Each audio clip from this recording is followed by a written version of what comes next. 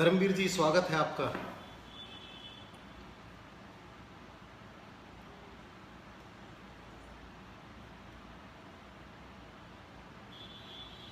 राजनारायण जी, धन्यवाद। कैसे हैं आप?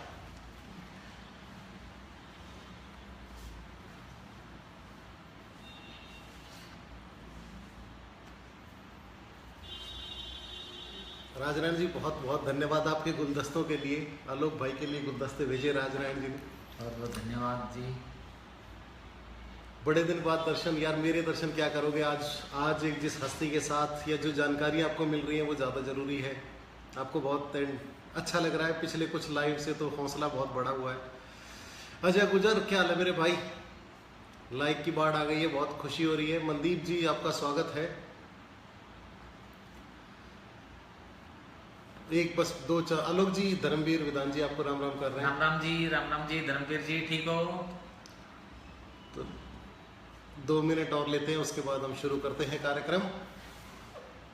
मनु जी नमस्कार, कैसे हैं? मनु पाराशर जी हमारे बोल हरियाणा के अच्छा, कला के जो है निदेशक है। मनु जी मेरा नमस्कार आपको। साहिल ठाकरन भाई, राम राम राम राम। तो एक जब तक बाकी दोस्त आते हैं शुरू करते हैं। कुछ जानकारी देना चाहूँगा मैं आपको।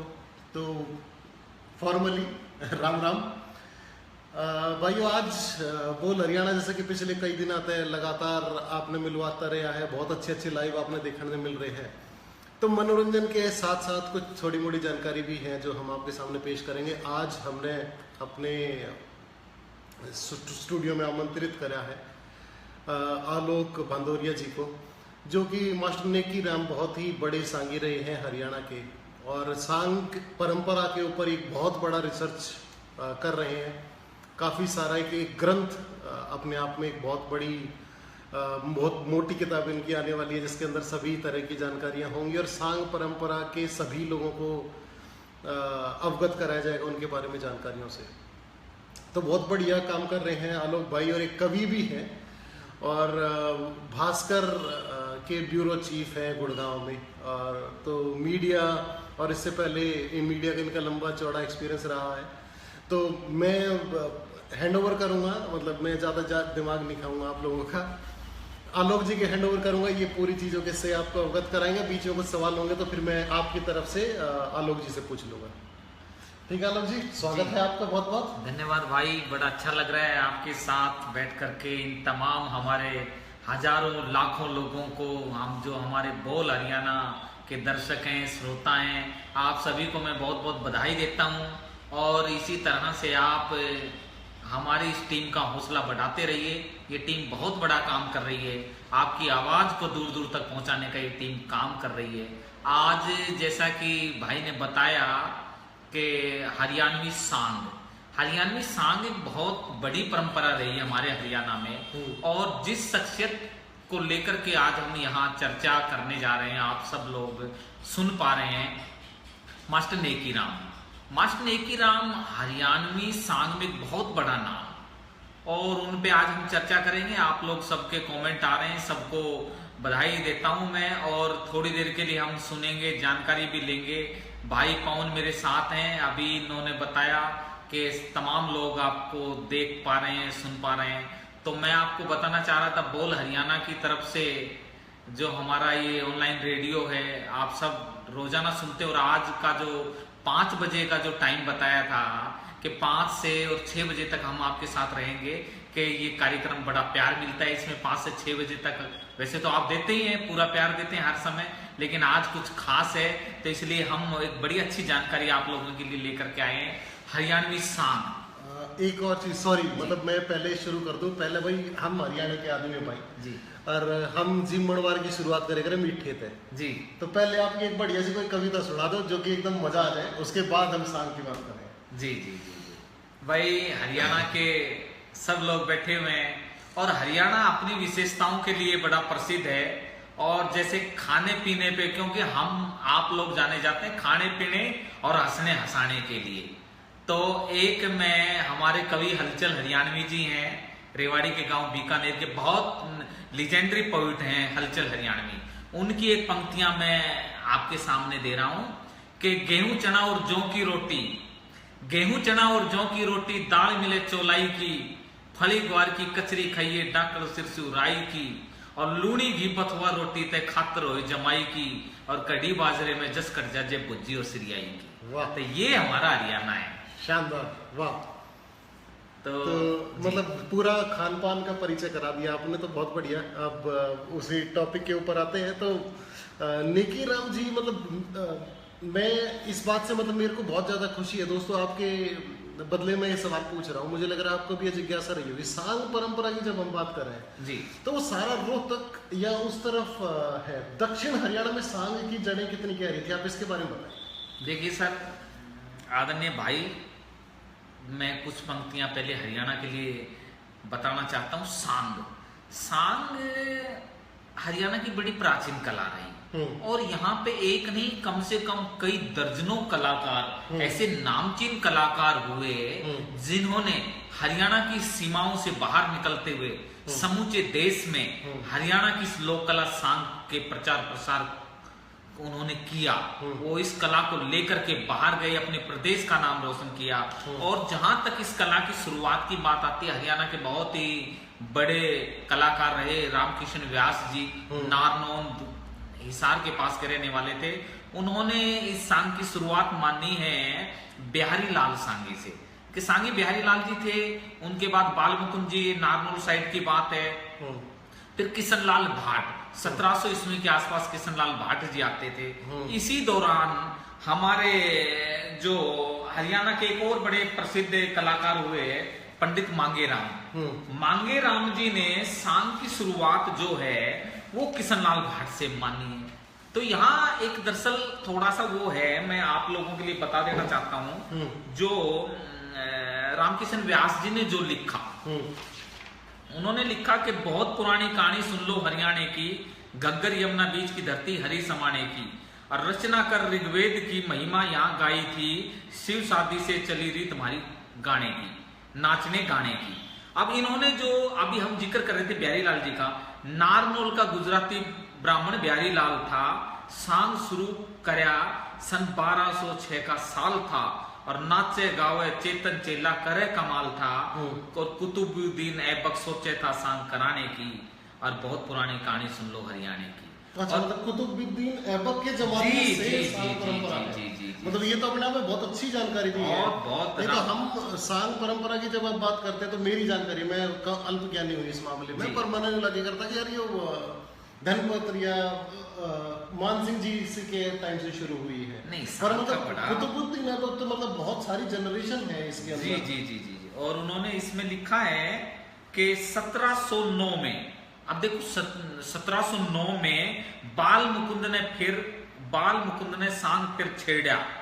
जो बिहारीलाल के बाद बाल मुकुंद आए, बाल मुकुंद ने फिर सांग छेड़ा। उसके चेले गिरधर ने भी बांध लिया बेड़ा, शिव कुमार शिष्य बना यमुना नगर के पास खेड़ा, और चेला बन गया किशनलाल भाट ने लाया गेड़ा।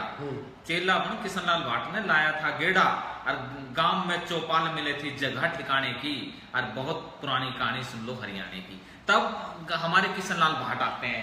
लेकिन जो पंडित मांगे राम थे, पंडित मांगे राम ने सांग का जो जनक किशनलाल भाट जी को माना है। तो ये कहीं ना कहीं थोड़ा सा इस विषय को लेकर हम गहराई में नहीं जाएंगे। बाकी मोटी मोटी बात ये है, हमारे आदि कवियों ने, हमारे रामकिशन व्यास जी ने जैसा बताया और मांगेराम जी ने जैसा बताया, तो दोनों ही विद्वान कवि थे। दोनों की बात में कहीं ना कहीं सच्चाई हो सकती है। आलोक भाई, जोगिंदर भाई बता रहे हैं कि नवरत्न भारतीय जी जो कि मांगेराम जी के सुपुत्र हैं, वो हमारे साथ देख रहे हैं आपको। जी। तो सांग परंपरा के दो परिवार के सदस्य आमने सामने हैं, दोनों का बहुत बहुत स्वागत है भाई। बहुत भाई धन्यवाद आपको। ये बहुत बड़ी बात है कि आज भी मांगेराम जी बहुत बड़ा नाम हुए, और आज भी मांगेराम जी की रचना गांव की चौपालों में ऐसी कोई चौपाल शायद ही हो जहां मांगेराम जी और उनके समकालीन कलाकारों की रागनियां गुनगुनाई जाती हो। आज भी उनकी रागनियां। तो मैं बताना चाह रहा था, फिर मांगेराम जी ने जो रागनी लिखी, कहानी सुन लो 200 साल की, इस तरह की उनकी एक रचना थी। और मैं एक बार अपने जो दर्शक हैं उन्हें ये थोड़ा बता भी देता हूँ। बहुत ही उनकी मांगेराम जी की अच्छी रचना के लिए मैं उनको बधाई देता हूँ।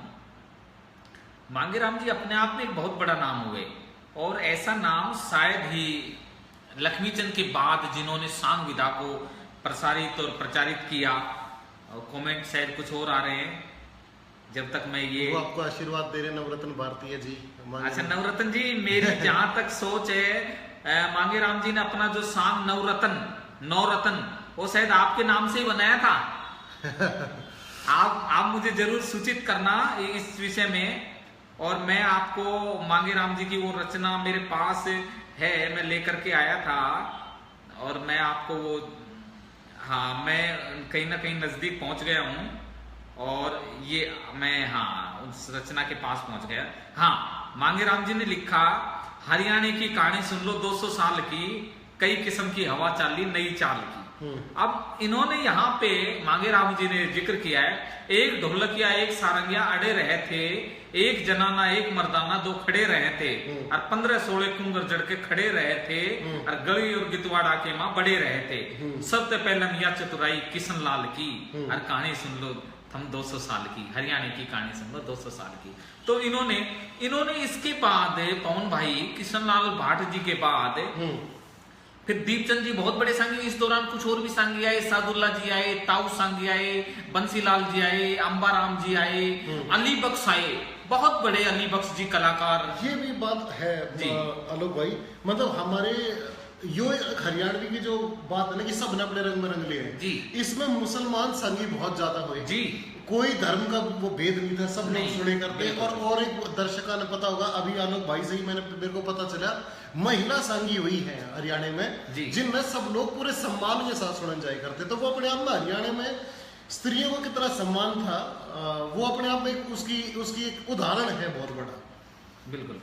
तो मैं भाई बता रहा था, फिर जो अली बख्श है राजस्थान के मुंडावर में उन्होंने जन्म लिया, राजशाही परिवार से थे, लेकिन उन्होंने अपनी कर्मस्थली हरियाणा बनाया।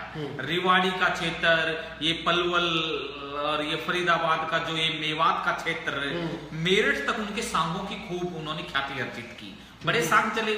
और ऐसे इतने जबरदस्त वो कलाकार थे, शायद ही पूरे हिंदुस्तान में आपको मुसलमान कवि द्वारा बनवाया हुआ कोई मंदिर मिले।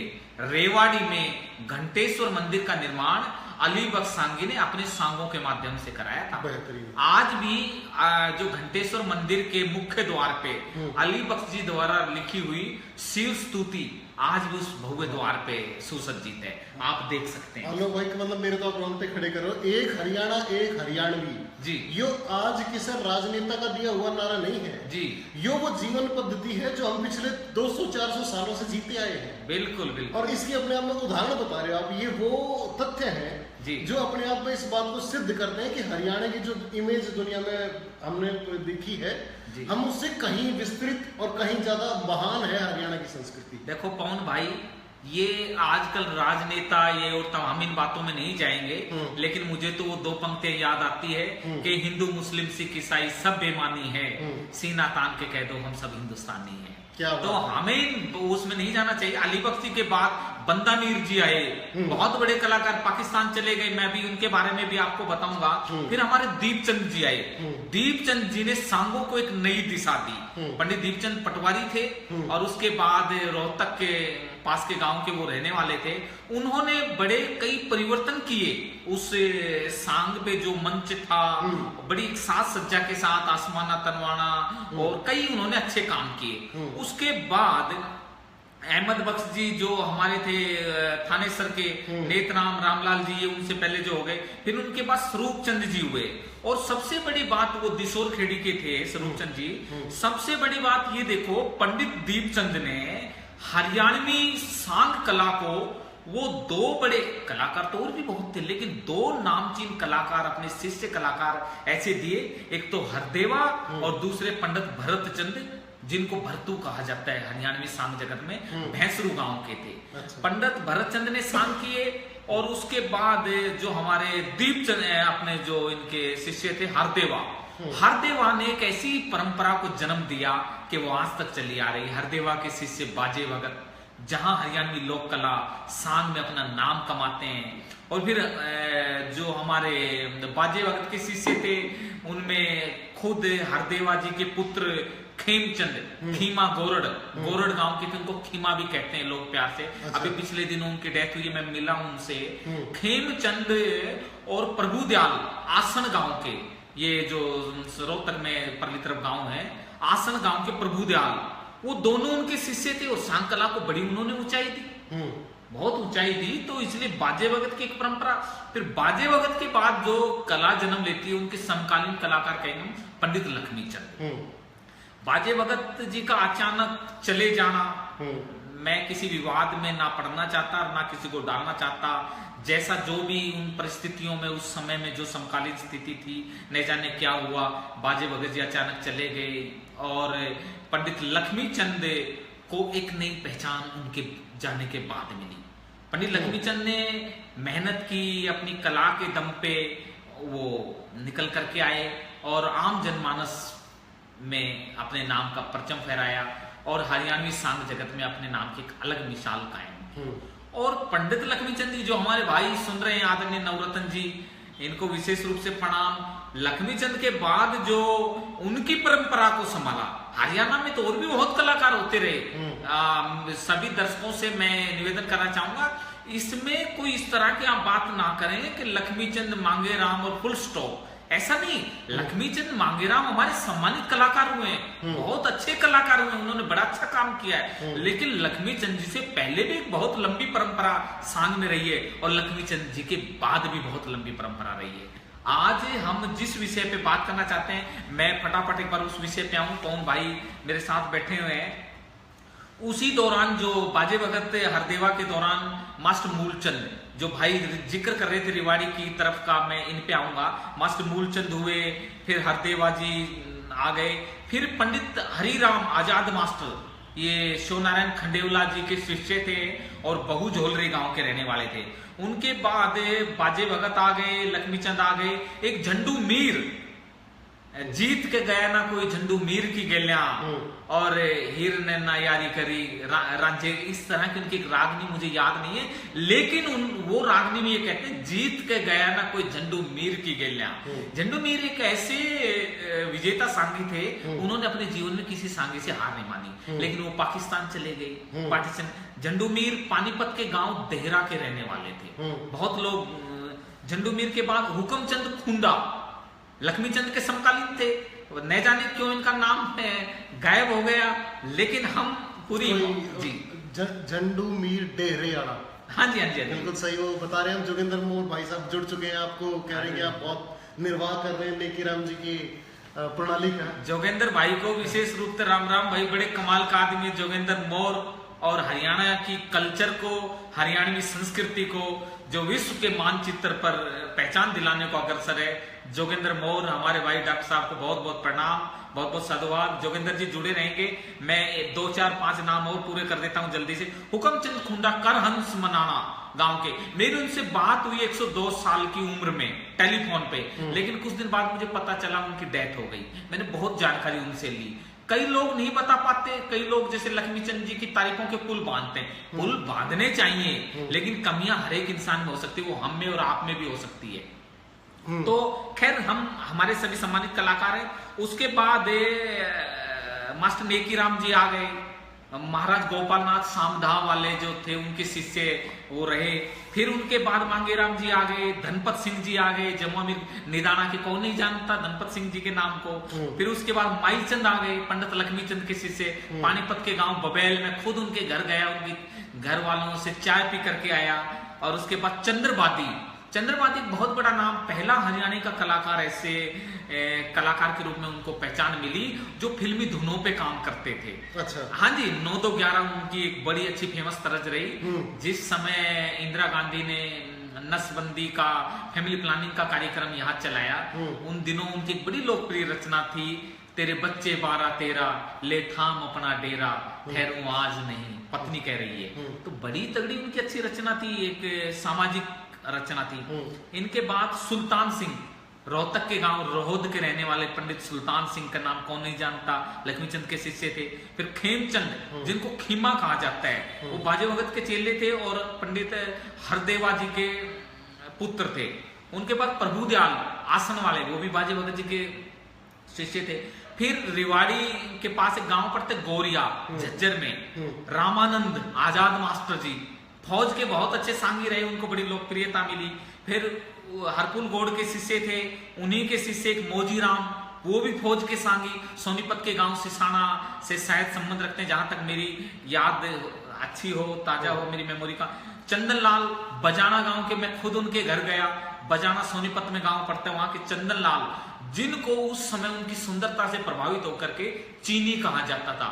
चीनी बहुत महंगी होती थी, चीनी के दर्शन शायद ही बहुत कम लोग करते थे, उस जमाने में उनको उपनाम की संज्ञा दी गई चीनी।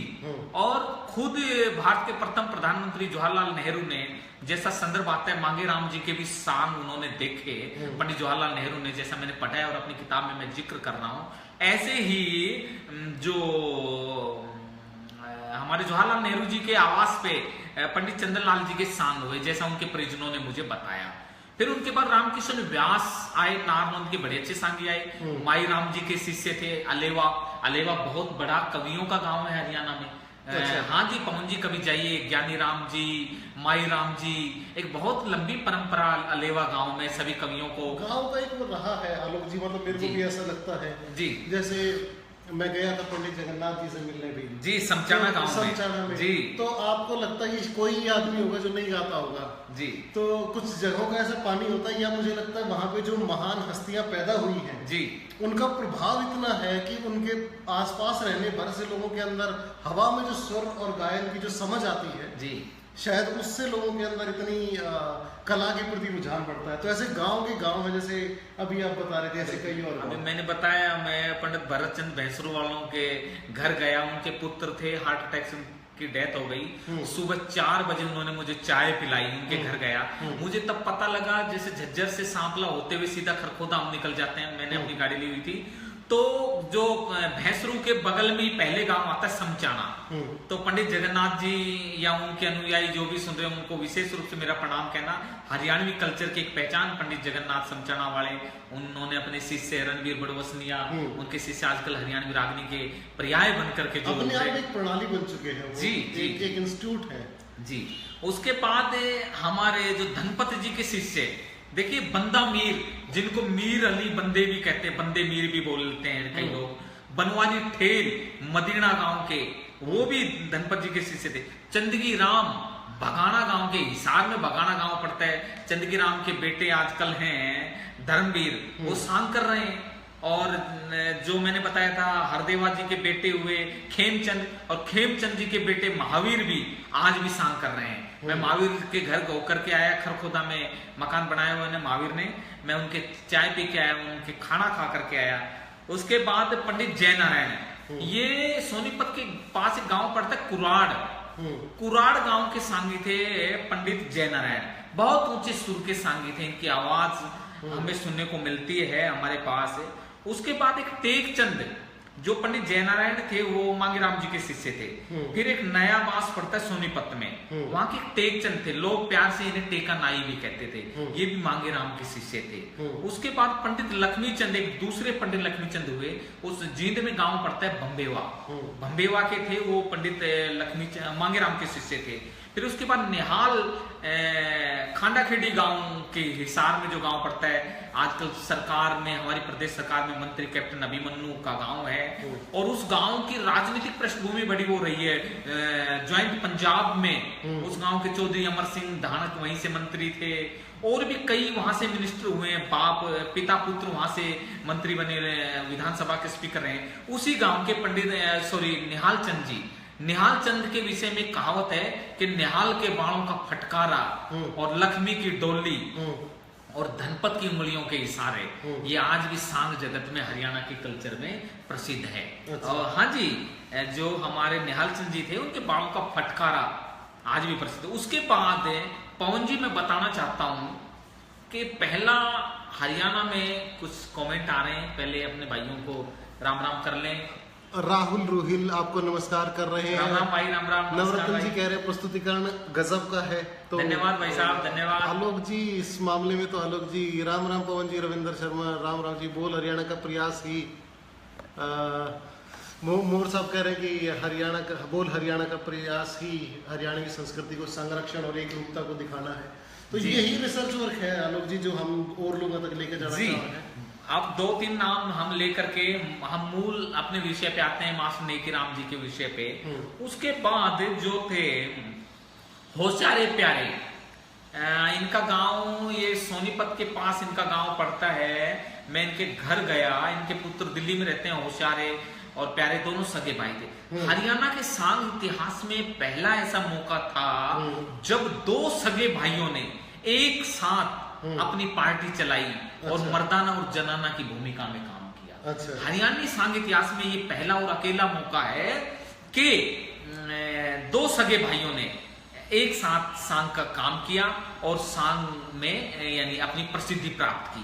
ये हमारे जो शिष्य, ये इनके गुरु थे खेमचंद जी के शिष्य थे होशियारे प्यारे। इनके गांव का नाम मैं भूल रहा हूँ, थोड़ी देर बाद याद आएगा मैं बताऊंगा। उसके बाद रामकुमार खालेटिया, रेवाड़ी के पास खालेटा गांव पड़ता है, वहां के पंडित रामकुमार खालेटिया 70 के दशक में वो सांगी बन करके आए और बड़ी उन्होंने प्रसिद्धि ली। उसके बाद पंडित तुलेराम, लक्ष्मी चंद के पुत्र पंडित तुलेराम ने भी कई वर्षों तक सांग मंचन किया और अपने पिता के नाम और खुद की कला के दम पे उन्होंने प्रसिद्धि प्राप्त की। उसके बाद मास्टर नेकीराम जी के पुत्र मास्टर राजेंद्र सिंह, वो पंडित हरिराम आजाद मास्टर बहुजोलरी वालों के शिष्य थे। उन्होंने भी सांग में ख्याति अर्जित की। और उसके बाद सेवाराम बखेता वाले, रेवाड़ी के गांव बूढ़पुर के नानक भगत जी, ये बड़े प्रसिद्ध कलाकार हुए। सेवाराम बखेता जी से तो मैं मिल करके भी आया हूँ, जीवित है अभी। आप लोग अगर कुछ ताजी तस्वीर सांग के विषय में देख पाए तो सेवाराम बखेता जी से आप मिल सकते हैं। बहुत उनका बहम सांग बहुत लोकप्रिय हुआ। एक और जरूरी चीज जो हम अपने दर्शकों को बता दें, ये जो रिसर्च का काम आलोक जी कर रहे हैं भाई, इसकी यो अलग किताब आओगी, मतलब इसकी ये हमारे साथ जुड़े हुए हैं और हम कोशिश कर रहे हैं कि इनकी किताब को ई बुक बना के लॉन्च करा जाए।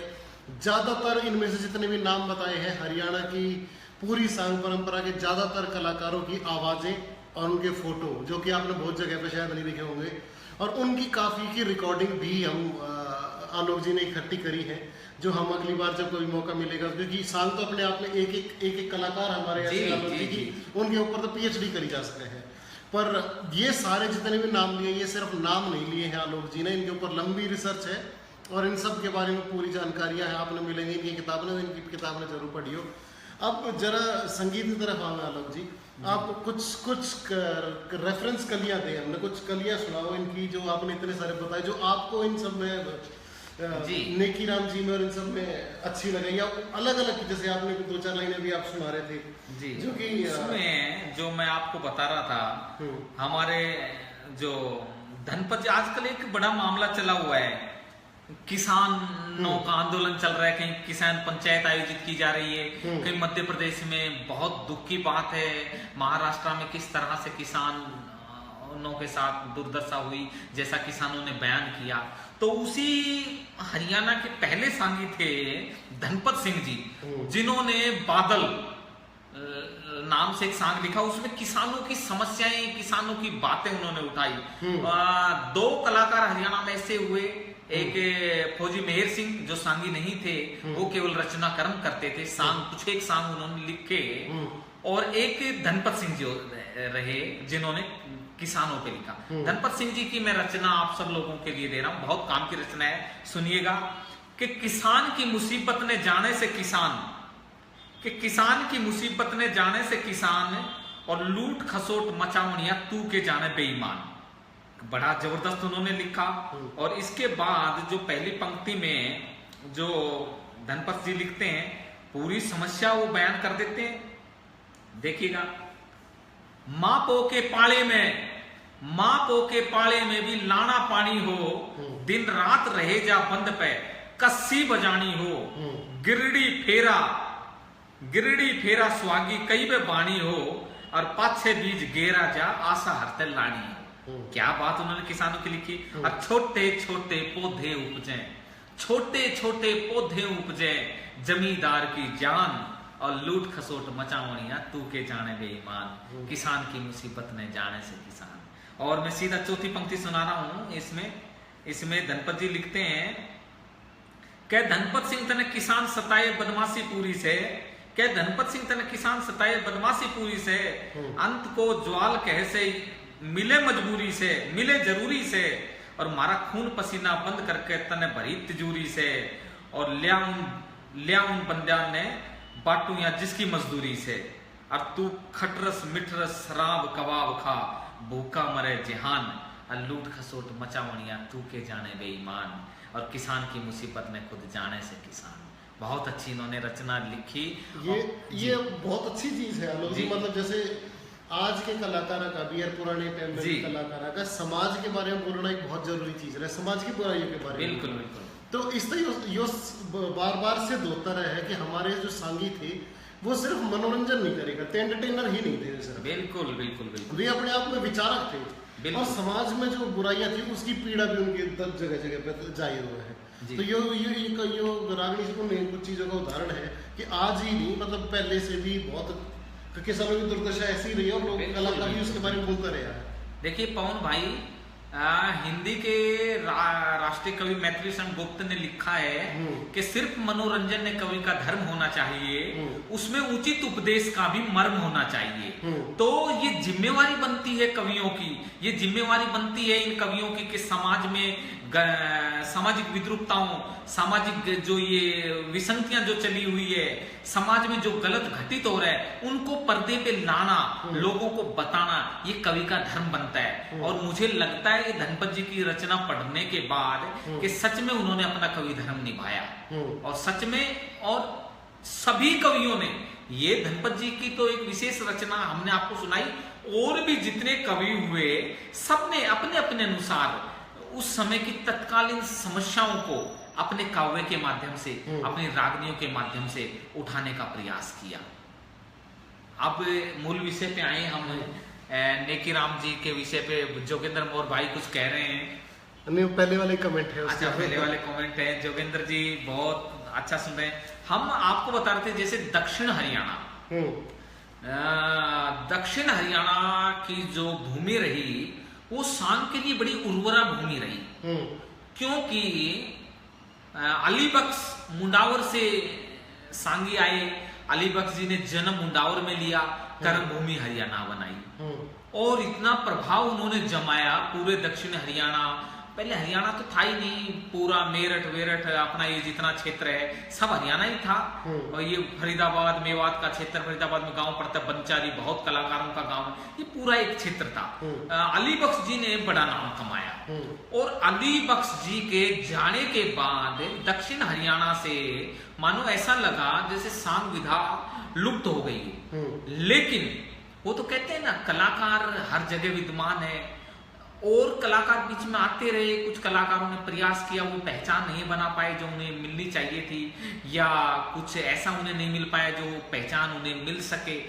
एक कलाकार निकल के आए जैतड़ावास गांव से। जैतड़ावास रिवाड़ी से 6 किलोमीटर की दूरी पे भाड़ावास शाजापुर मार्ग पे स्थित है। वहां के 1900 के आसपास उस गांव में बहुत 52 गाने बजाने की मंडलियां थी। उन मंडलियों से प्रभावित होकर के गांव का बालक मूलचंद बड़ा प्रभावित हुआ, और होली उसने गा के दिखाई। गांव वालों ने कहा यार तेरी आवाज बड़ी मधुर है, तू गाने लग जा। बोले जी अब मैं कैसे गा सकता हूं? तो किसी ने सलाह दी, ओ रिवाड़ी बुद्धाराम जी देवी के भगत थे, 99 बार देवी के यहाँ गए थे पैदल, उनको अपना गुरु बना लिया मूलचंद जी ने, और उनसे सांग की शिक्षा दीक्षा, गायन की शिक्षा लेनी उन्होंने शुरू कर दी। और पवन जी क्या हुआ कि इसके बाद कुछ सालों की उन्होंने अपनी मेहनत की। 1889 में उनका जन्म हुआ था जैतड़ावास निवासी राम साय बहादुर जी के घर में। राम साय जी के घर में जन्म हुआ, और 1904 के आसपास उन्होंने अपनी सांग मंडली बना ली, और अपने क्षेत्र का पहला और अपने गांव का पहला सांगी होने का गौरव प्राप्त किया।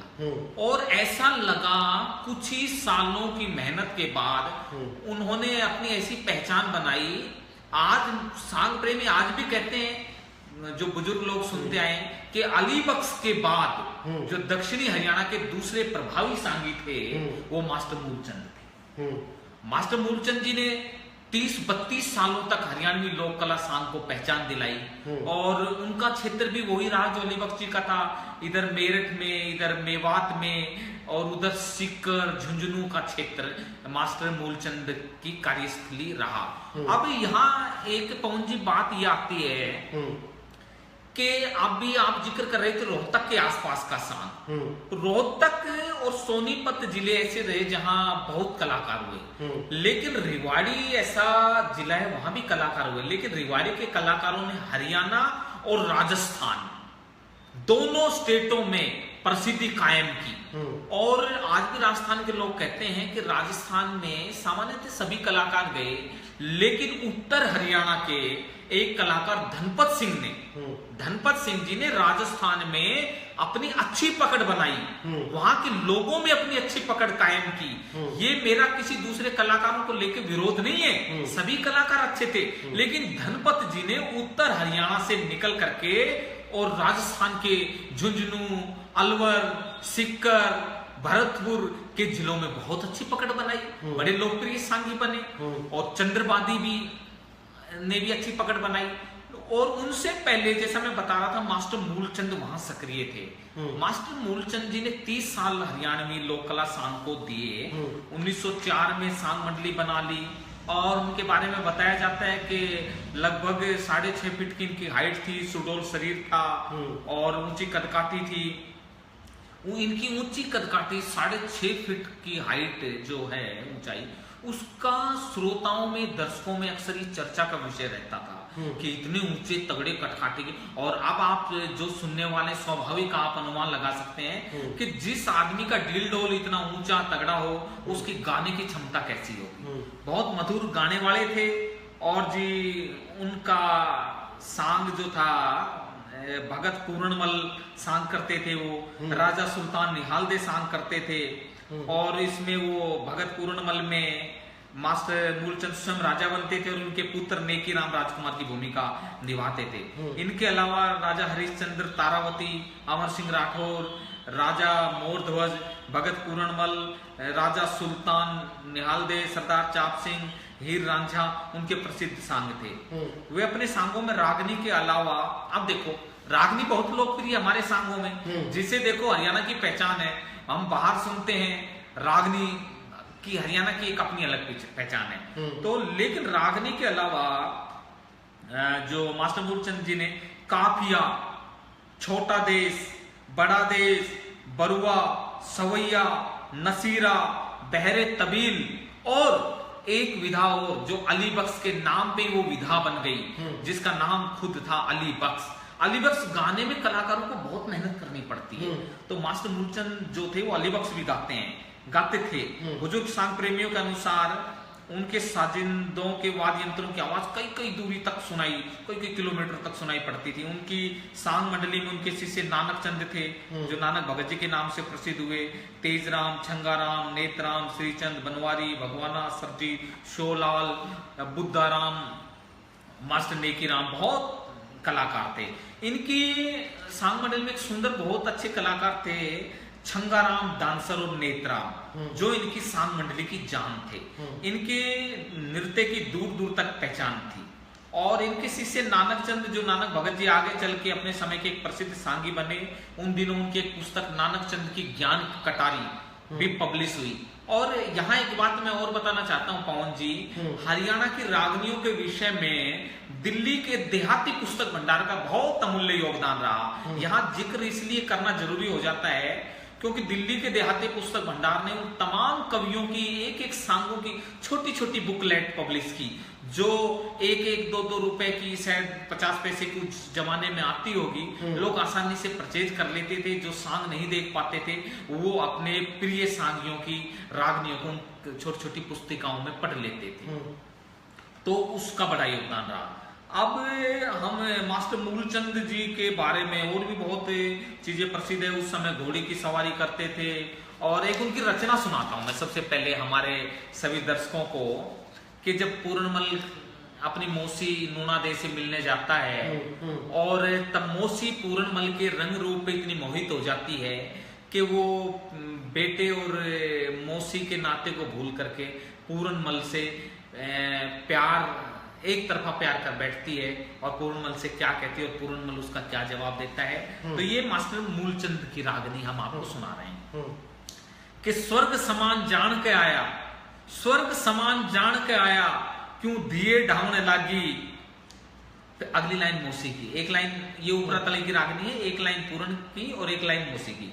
स्वर्ग समान जान के आया, क्यों दिए ढावने लागी, भैया की सुमान कहे कि मैं ताल छटावने लागी। बहुत अच्छी कहावत है ये। अब पहली कली में क्या कहा है कि ताल छटाना शुरू करया तो मेरे बाबल ने बुलवा ले, बाबुल मैंने पिता, ताल छटाना शुरू करया तो मेरे बाबुल ने बुलवा ले, तेरे पिता की आसंग ना जो पढ़ के नाड़ तुड़ा ले, नाड़ टूट जाते मौसी पतिव्रता धर्म निभा ले, और नेम धर्म का ख्याल नहीं भूखी ने भोजन खा ले, और लिखा भाग का भोजन पावे, क्यों तू जी जल ललचावने लागी, और भैया की सुमान कहे कि मैं ताल छटावने लागी। फिर अगली लाइन में पूर्ण कहता है जी ललचा गया, वो मौसी कह रही दिल ललचा गया तेरे ऊपर सूरत का मतवाला, सूरत मूरत पे क्यों डूबे कुछ मौसी लिए संभाला, और संभल क्यों कर जाए चांदड़े हुआ जान का गाला, इस पूर्ण मल की जान निकल जाए मेरे सहन करे मुंह काला, और मुंह काला तेरा क्यों कर होया मैं बाहर लुटावने लागी, भैया की सुमान कही कि मैं ताल छटावने लागी, और बाहर लुटावने लागी मौसी तू घरियाणे घर की, तू से घरियाणे घर की, और घरियाणे घर की दे मेट तृष्णा से मने जरूरत से बरकी, और भूख प्यास ने त्याग मात मेरी भक्ति कर ले हर की, और भक्ति क्यों कर होए रात दिन रहे तृष्णा बरकी, और मोह तृष्णा बीच आन क्यों काम जगावन लागी, भैया की सुमान कहे कि मैं ताल छटावन लागी।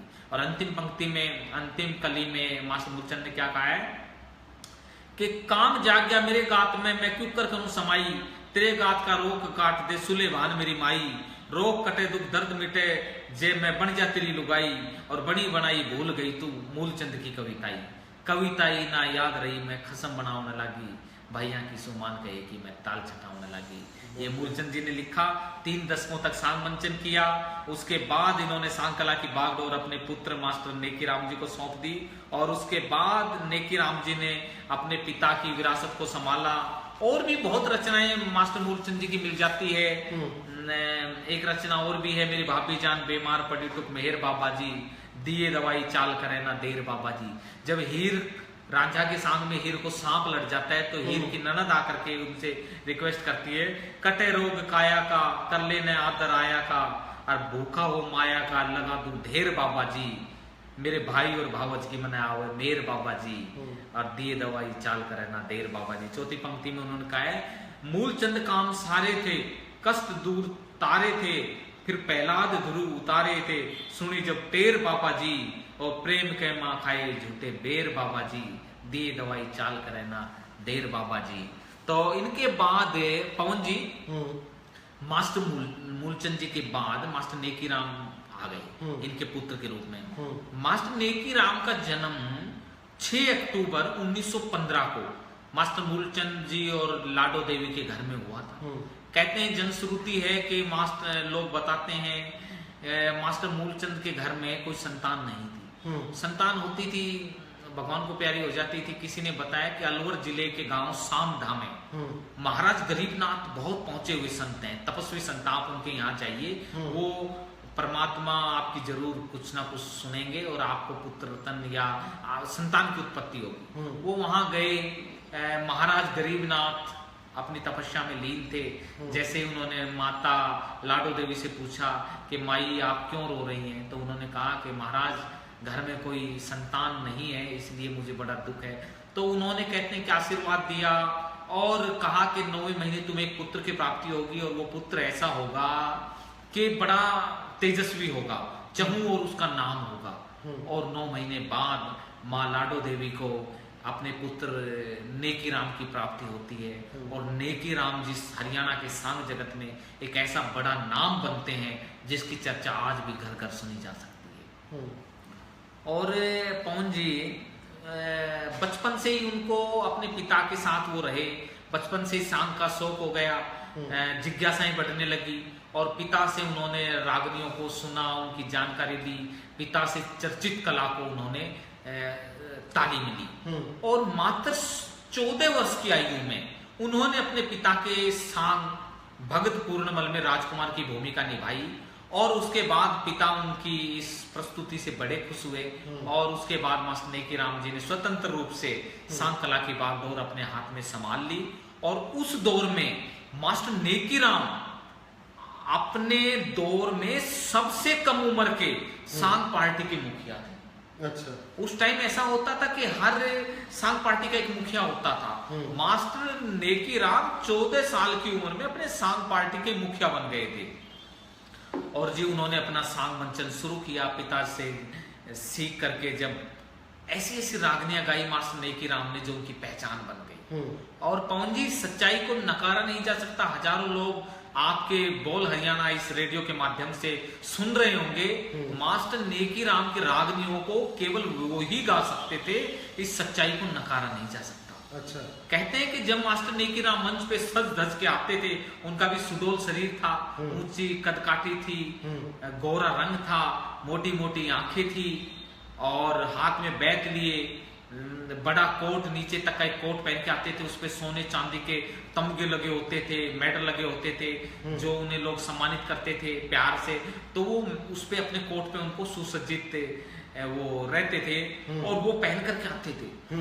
और उनके सांगों में बताते हैं कि दूर दूर से लोग सुनने के लिए आते थे और सांग जैसे शुरू होने को होता था तो लोगों की भीड़ लग जाती थी।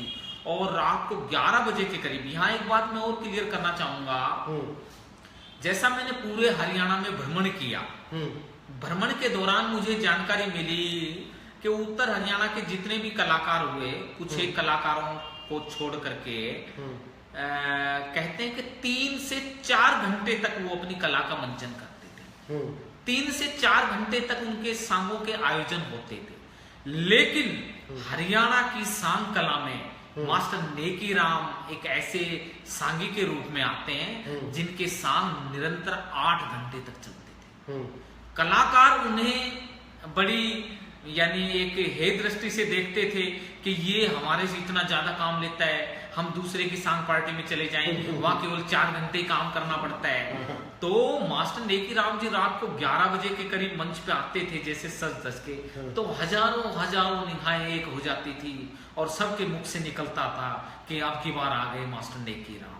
और मास्टर नेकी राम मंच पे आने के बाद माँ सरस्वती वंदन करते और अपने गुरु महाराज गोपालनाथ जो थे वो बाबा गरीबनाथ जी के उत्तराधिकारी थे और सामधा गद्दी के दूसरे गद्दी महंत थे।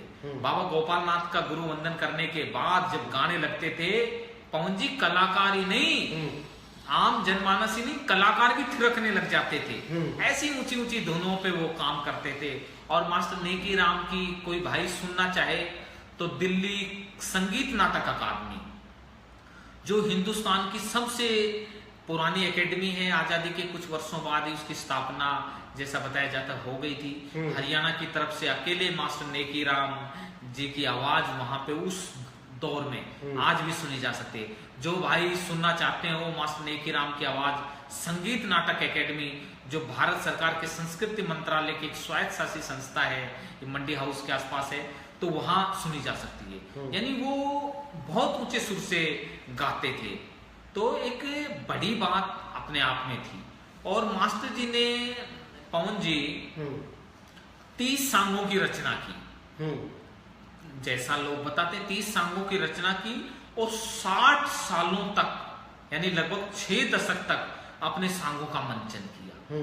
6 दशक मैं समझता हूं कम नहीं होते हैं, लेकिन फिर भी हरियाणा के सांग इतिहास में जिन राइटरों ने किताबें लिखी, जिन लेखकों ने किताबें लिखी, मुझे एक किताब हाथ लगी पवन जी 1985 की छपी हुई लोक नाट्य स्वांग, उस किताब को छापा है भारत सरकार के सूचना प्रसारण मंत्रालय के विभाग ने छापा है।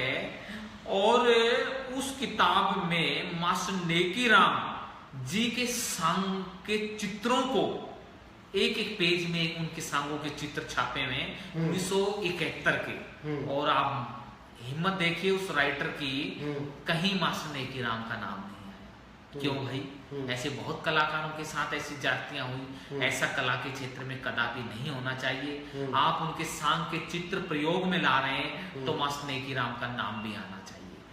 ऐसा और भी दूसरे कलाकारों ने बहुत काम किया।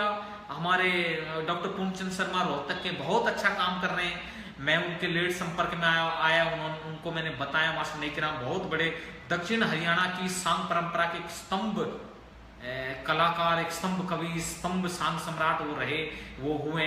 तो डॉक्टर पूर्णचंद शर्मा ने उन पे अपनी लेखनी चलाई, काम किया।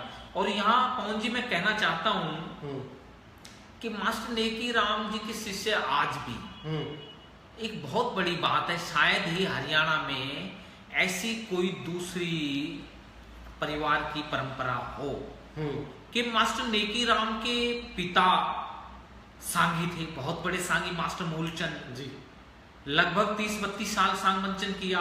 उसके बाद मास्टर नेकीराम जी आ गए, उन्होंने 60 सालों तक सांग मंचन किया जी।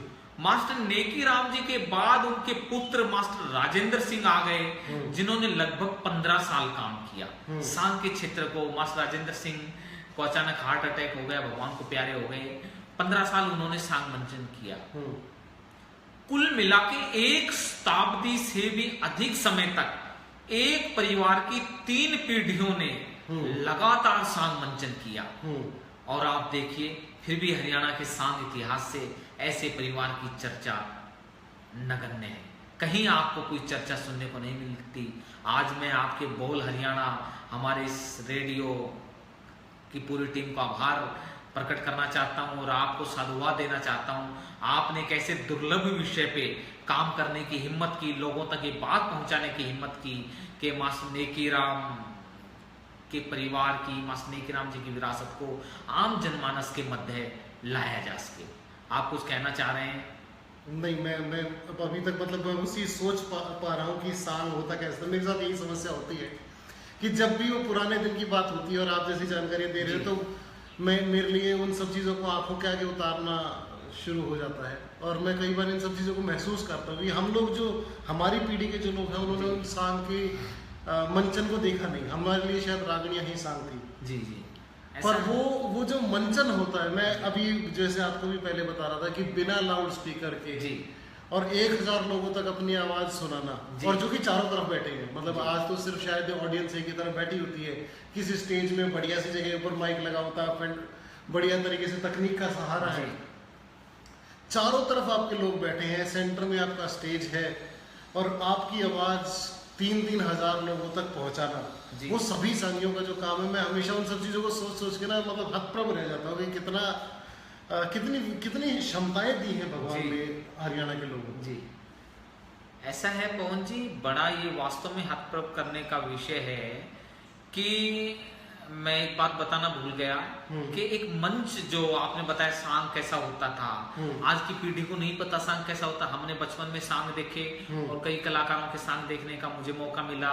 चंद्रपादी जी के मैंने सांग देखे लास्ट में, मास्टर नेकीराम जी का भी सांग मुझे देखने का सौभाग्य मिला और पंडित तुलेराम जी के भी सांग मैंने देखे हैं जी, पंडित लक्ष्मीचंद बम्बेवा वालों के भी सांग देखने का मुझे सौभाग्य मिला। कई मास्टर राजेंद्र सिंह जी के सांग देखे, कई बेहतरीन कलाकारों के सांग। एक मंच बनाया जाता था गाँव में, जैसे जो तकत बोलते हैं कि गांव के 8-10 घरों के तकत को इकट्ठा कर लिया जाता था और उन तकत को बराबर एक दूसरे के बराबर में लगा दिया करते, जो मंच बन जाता था और उसके चारों ओर लोग बैठ जाते थे और उस मंच पे सभी कलाकार अपने अपने क्रम के अनुसार बैठ जाते थे एक गोलाकार रूप में, और उसके चारों तरफ जो था वो कलाकार घूमते थे, घूम करके उस अपनी कला का वो प्रदर्शन करते थे।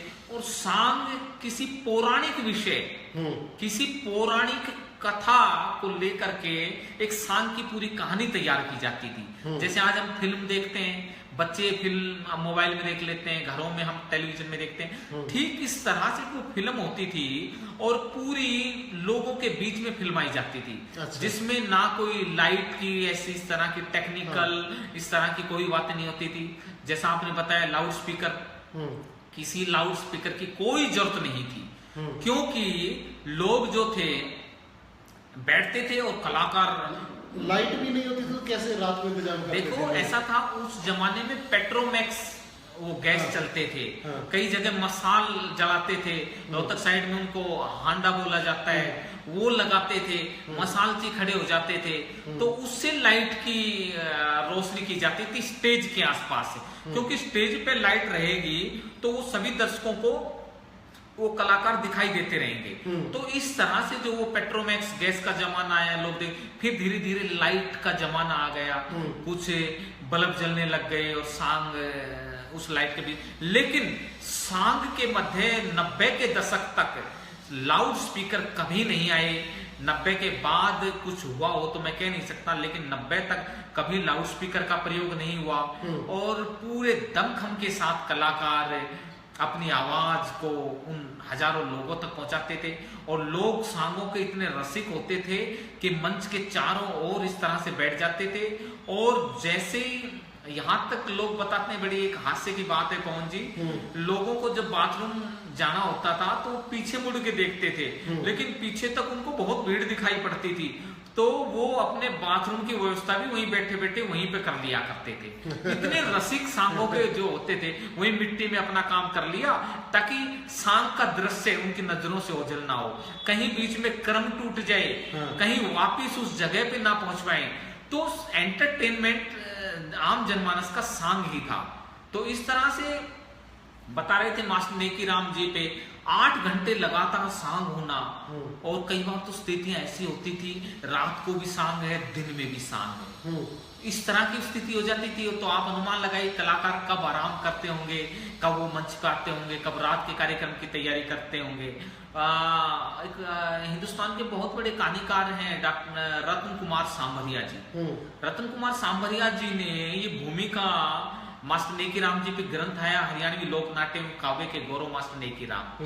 और पवन जी, मैं सभी दर्शकों श्रोताओं के लिए बताना चाहता हूँ कि उस ग्रंथ को हरियाणा साहित्य अकेडमी ने पुरस्कृत किया है, और वो ग्रंथ राजकीय महाविद्यालय नांगल चौधरी और बीएड कॉलेज नारनौल के प्राचार्य डॉक्टर शिवताज सिंह जी ने वो लिखने का काम किया। मास्टर नेकी राम की सारी रचनाओं को इकट्ठा करके उन्होंने लिखने का काम किया है।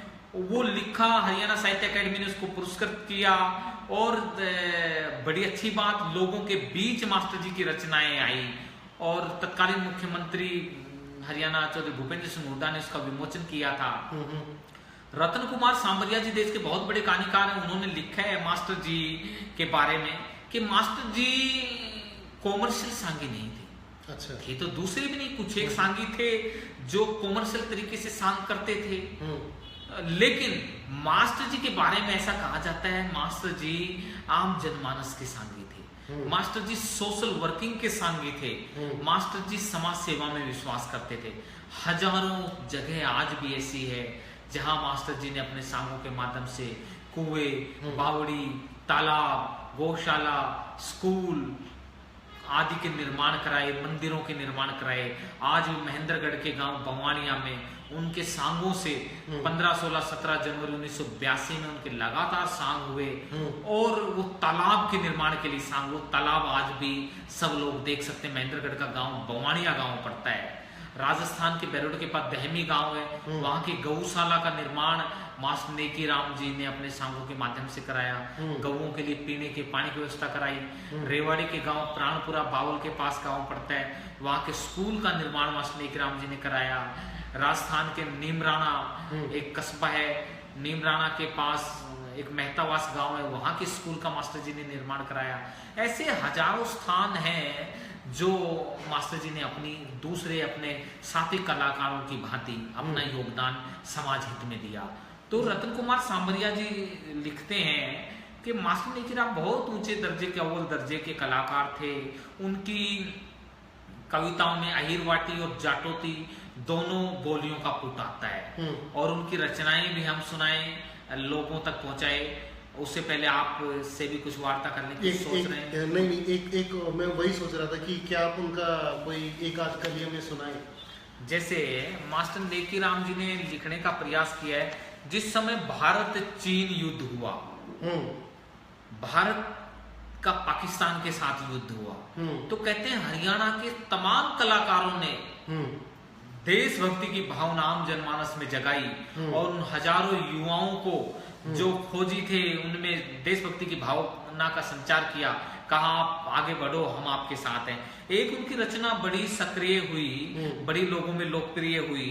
वो रचना है कि छुट्टी बाकी चिट्ठी आ गई एक जवान की, छुट्टी बाकी चिट्ठी आ गई एक जवान की, माता बोली जा बेटा जय हो बलवान की। ये माँ कह रही है। और अगले प्रथम कली में माँ कह रही है कि झटपट तैयारी कर ले बेटा देर लगाइए मतना, झटपट तैयारी कर ले बेटा देर लगाइए मतना, सीना खोल के लड़िए गोली पीठ पे खाइए मतना, और जाओ उल्टा भाग मोर्चे पे मेरा दूध लजाइए मतना, और बाप की तरह लड़िए बेटा गोली पीठ पे खाइए मतना। एक माँ कह रही है गोली पीठ पे खाइए मतना, और सब ने एक दिन मरना हो से परवाह को न जान की, माँ बोली जा बेटा जय हो बलवान की।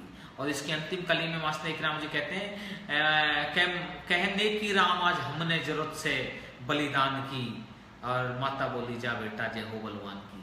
और इसी तरह से पवन जी एक रचना उनकी और देशभक्ति की रचना है, देश के विषय में वो कहते हैं हमने हमारा देश वेश प्राणों से प्यारा, हमने हमारा देश वेश प्राणों से प्यारा, सब देशों में देश सरताज हमारा। तिलक गोखले भगत सिंह मर गए, तिलक गोखले भगत सिंह मर गए, हकीकत राय सुभाष दुख भर गए, महात्मा गांधी नेहरू देश आजादी कर गए, मिटाया दंगा भारत का, हुआ मन चंगा भारत का, देख तिरंगा भारत का, हर वसर को है चाव, अब जीतन के दाव पड़े पोहबारा, नेकी राम बोलो जय हिंद नारा, हमने हमारा देश वेश प्राणों से प्यारा, सब देशों में देश। ये जो आप अभी थोड़ी देर पहले बात कर रहे थे जी कि इनकी नेकी राम जी की रागनी या उनके जो कविता ही है उसको सिर्फ वही गा सकते। ये लाइन पढ़ के जो भी आपने बोली है, वो जो चुकलिया रागनी की जो स्टाइल अभी डेवलप हुई है उसमें वो पहली टेक के साथ आखिरी मैच करे है।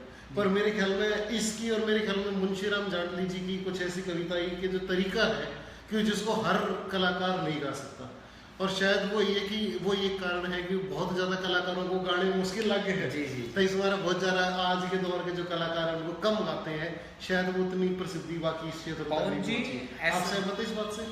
मैं सहमत हूँ, लेकिन एक बात मैं कहना चाहता हूँ यहाँ पे, आपने बड़े अच्छे कलाकार का नाम लिया मुंशीराम जाडली वाले, उन्होंने बड़ा अच्छा सांग में रचना कर्म किया लेकिन कभी सांग नहीं खेले।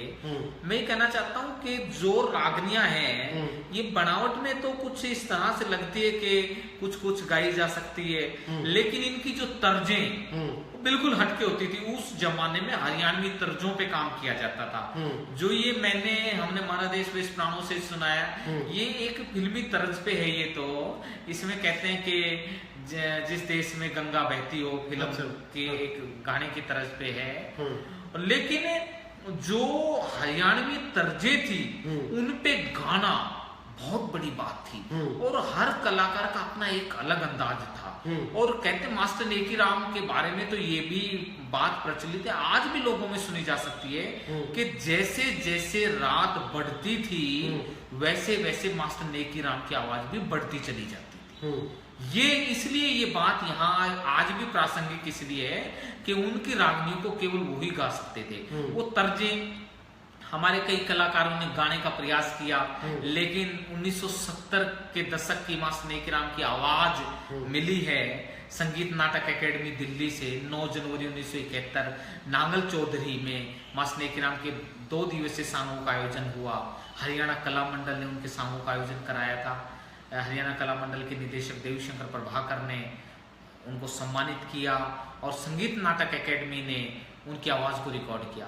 उनकी आवाज को सुनकर के आज के कलाकार हैरान हो जाते हैं कि इतना ऊंचा सुर आज संभव नहीं है। ये तब बात आज भी प्रासंगिक है, आज के कलाकार कह रहे हैं।